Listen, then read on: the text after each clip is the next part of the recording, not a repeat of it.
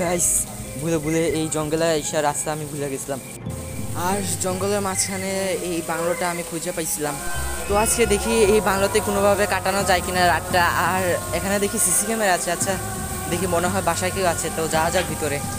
আরে দরজাটা লাগলো কিভাবে? নিজে নিজে দরজাটা না খোলা ছিল, আর কিসে একটা ভয়ঙ্কর আওয়াজ আসতেছে বাইরে থেকে।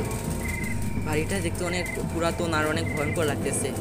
কি আর করার, বাইরে এখন আর থাকা যাবে না, না চাইতেও এখানে থাকা লাগবে আমার। আরে এটা কিভাবে বন্ধ হইল? এখানে কি হইতেছে আমি কিচ্ছু বুঝতেছি না, আমার অনেক ভয় লাগতেছে। এখন আমি বাইরেও তো যাইতে পারবো না, গেটটা তো বন্ধ হয়ে গেল। এখন কি আর করার, বাসার ভিতরে গিয়ে দেখি কি হয়। দরজাটা তো বন্ধ, এখন ভিতরে যাবো কিভাবে? আর তো যাওয়ার কোনো ব্যবস্থা নেই। কে আপনি? না না না না না,